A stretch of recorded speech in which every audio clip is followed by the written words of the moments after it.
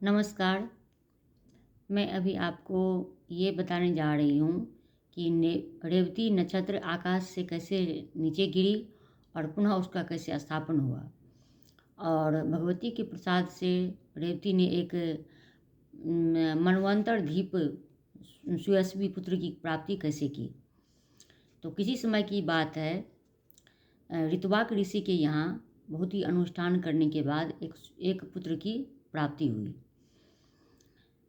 किंतु पुत्र प्राप्ति की जितनी खुशी हुई, आगे चलकर वही पुत्र दुख का कारण बन गया ऋषि के लिए, ऋतवाक ऋषि के लिए। क्योंकि वह कुल को कहते हैं कि अगर कुल को नष्ट करने वाला पुत्र हो तो उससे अच्छा है कि पुत्र ना हो। तो कुल को कलंकित करने वाला उन्हें जो पुत्र मिला, उससे वह बहुत ही दुखी थे और व्यथित रहते थे। और उन्हें समझ में नहीं आता था कि ऐसा क्यों हुआ।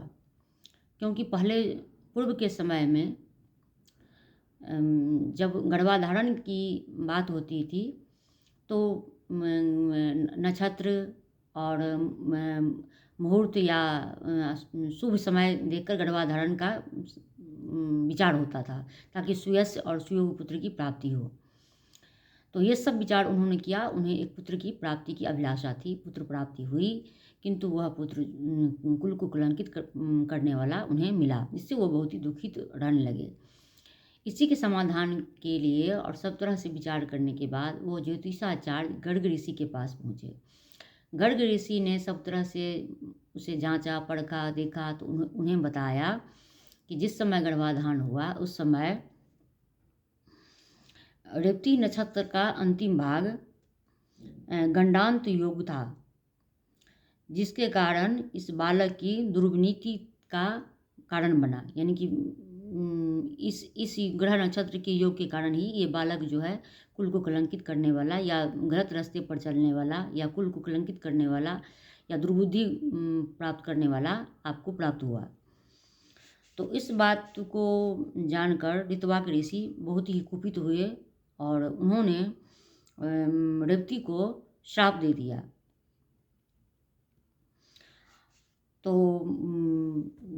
रेवती रेवती रेवती ऊपर से आकाश से चमकता हुआ रेवती नक्षत्र नीचे गिरा और वह कुमुद पर्वत पर जा गिरा।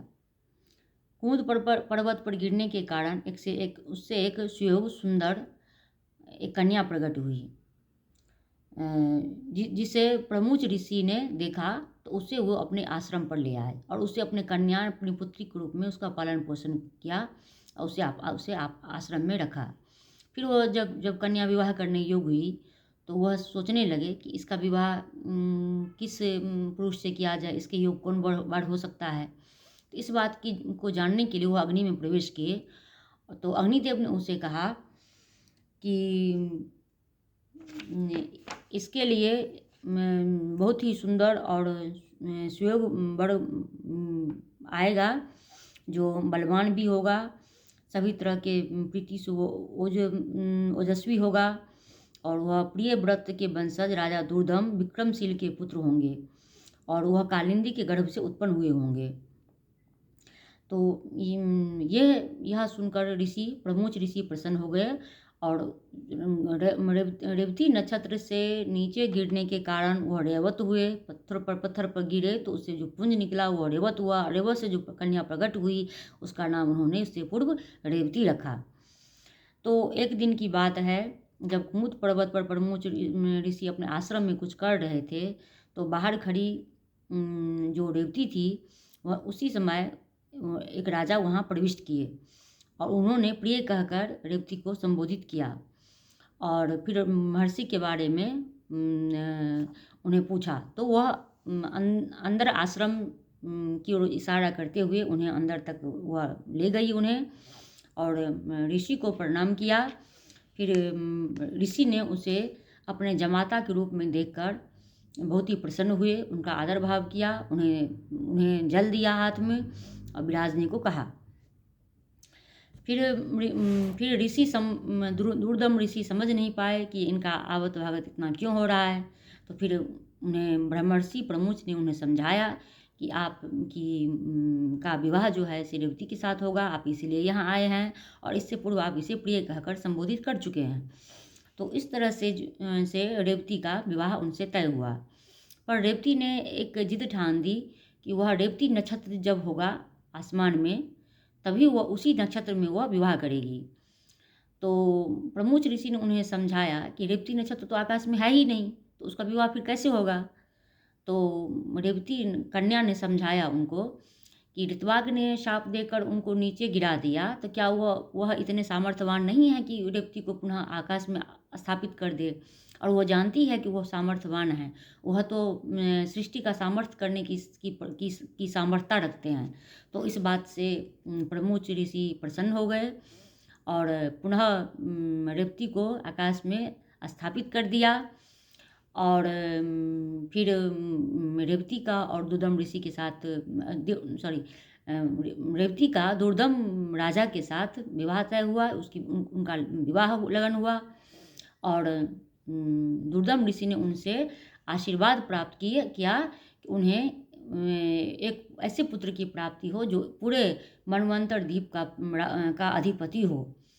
तो प्रमुच ऋषि ने उनसे कहा कि यह तभी संभव है जब आप भगवती देवी का आराधना करेंगे, तभी आपको इस तरह की पुत्र की प्राप्ति अवश्य प्राप्त होगी। तो फिर कन्या रेवती को लेकर दुर्दम ऋषि अपने राज में वापस आए। फिर वहाँ एक दिन लोमस ऋषि वहाँ पधारे और लोमस ऋषि का आवत भावत करने के बाद राजा दुर्दम ने उनसे देवी भागवत सुनने की अपनी इच्छा प्रकट की। और लोमस ऋषि ने भगवती कथा करने के लिए अपनी अनुमति दे दी। और 5 आवृत्ति यानी कि 5 बार श्रीमद् देवी भागवत की कथा लोमस ऋषि ने राजा दुर्दम और उनकी पत्नी रेवती को सुनाई। और जब 5 बार की ये कथा हो गई, तब नवाड़ मंत्र से वहाँ होम हुआ और सुयोग कन्या और ब्राह्मणों को भोजन कराया गया। उन्हें इच्छा अनुकूल उन्हें दक्षिणा दी गई। लोमस ऋषि का आगत भागत किया गया, उन्हें दक्षिणा दी गई। और इसके पश्चात उन्हें एक पुत्र की प्राप्ति हुई जो मनमंत्राधीप हुआ। तो इस तरह से अगर किसी को पुत्र की प्राप्ति की इच्छा हो, सुयोग कुल की यश को, मान प्रतिष्ठा को बढ़ाने वाला, तो वह अगर 5 आवृत्ति श्रीमद् देवी भागवत का श्रवण करे, स्वयं करे या किसी ब्राह्मण से सुने और इस तरह से कन्या भोजन करे, नवाड़ मंत्र का हवन करे, ब्राह्मण भोजन का दक्षिणा करे और देवी का अपने हृदय में स्थित ध्यान कर से और स्वच्छ भाव से और श्रद्धा भाव से श्रवण करे, या ब्राह्मणों के द्वारा श्रवण करे या स्वयं श्रवण करे, तो निश्चय ही उसे कुल को मान सम्मान को बढ़ाने वाला पुत्र की प्राप्ति होगा। जय माँ भगवती। भगवती सबका कल्याण करे।